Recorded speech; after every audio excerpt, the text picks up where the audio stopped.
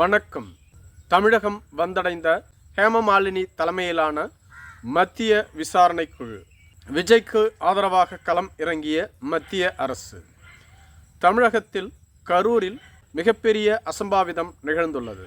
தமிழக வெற்றிக் கழகத்தின் பிரச்சார கூட்டத்தின் பொழுது ஏற்பட்ட இந்த அசம்பாவத்தில் இதுவரையிலும் 41 பேர் இறந்துள்ளார்கள்.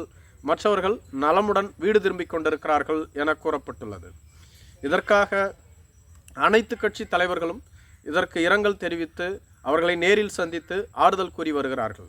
ஆனால் அந்த மக்கள் விஜயால் பாதிக்கப்பட்டதாக தொடர்ந்து பலர் கூறி வந்தாலும் கூட இதுவரையிலும் விஜய் எங்களை வந்து பார்க்கவில்லை, விஜயால் எங்களுக்கு எந்த பாதிப்பும் இல்லை என கூறினாலும் விஜய் வந்து எங்களை காணவில்லை என்பது மட்டுமே சிறிய வருத்தம் என்று கூறி வருகிறார்கள். அதே சமயத்தில் விஜய் தரப்பு காவல்துறையிடம் நாங்கள் அனுமதி கேட்டோம், அவர்கள் அனுமதி வழங்கவில்லை. எனவே நாங்கள் நீதிமன்றத்தை நாடியுள்ளோம். மிக விரைவில் பாதிக்கப்பட்ட மக்களை நேரில் சந்தித்து அவர்களுக்கு ஆறுதல் கூறுவோம் என்று கூறியுள்ளார்கள். இதுபோன்ற சூழ்நிலையில் தமிழக அரசு அருணா ஜெகதீஷன் தலைமையில் ஒரு நபர் விசாரணை குழுவை ஏற்கனவே அறிவித்துவிட்டது.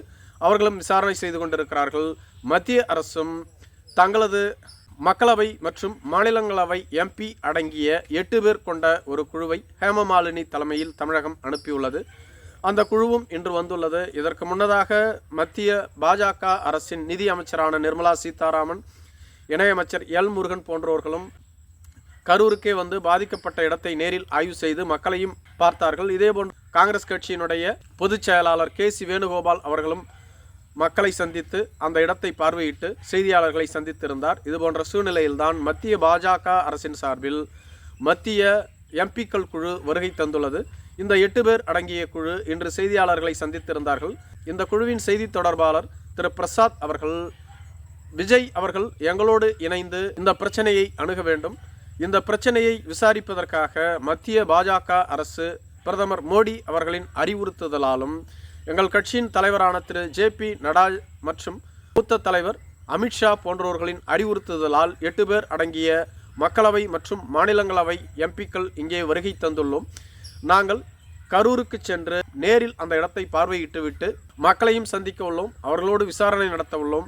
அதன் பின்புதான் என்ன நடந்தது என்று எங்களால் தெளிவாக கூற முடியும் என்று குறிப்பிட்டிருந்தார்கள். மேலும் இவர்கள் தரப்பில் கூறியபோது, ஃபேமஸான விஜய் போன்ற பெரிய நடிகர் வரக்கூடிய ஒரு இடத்திற்கு மக்கள் அதிகமாக கூடுவார்கள் என்பது அனைவருக்கும் தெரியும். அப்படி இருக்கும் பொழுது அவருக்கு மிக சிறிய குறுகலான இடத்தை ஒதுக்கியது மிகப்பெரிய தவறு. இதில் உள்நோக்கம் இருப்பதாக கூறப்படுகிறது.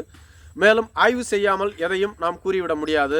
அது மட்டும் இல்லாமல் மிக விரைவில் எங்களது குழு விசாரணையை மேற்கொள்ளும். தமிழக அரசு மற்றும் காவல்துறையின் உள்நோக்கம் ஏதாவது உள்ளதா, தமிழக அரசின் உள்நோக்கம் உள்ளதா, காவல்துறை இதை சரியாக கையாளவில்லையா, போதுமான பாதுகாப்பு அளிக்கவில்லையா, விஜய் மற்றும் தமிழக வெற்றிக் கழகம் இந்த கூட்டத்தை சரியாக வழிநடத்தவில்லையா என்பது குறித்து ஆய்வு செய்த பின்புதான் நாங்கள் அறிக்கை வெளியிட முடியும். அதே சமயத்தில் இந்த பிரச்சனையை நேரில் பார்த்த முதல் நபர் விஜய் மட்டுமே. அவர் எங்களை சந்தித்து என்ன நடந்தது என்பதை அவர் கூற வேண்டும்.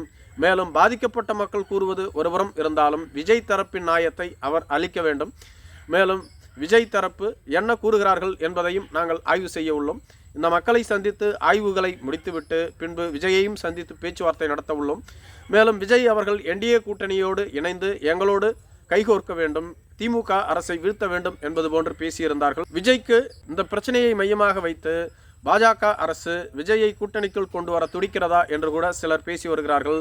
மேலும் விஜய் அவர்கள் திமுகவையும் பாஜகவையும் ஒரே நேர்கோட்டில் வைத்து தொடர்ந்து விமர்சனம் செய்து வருகிறார்.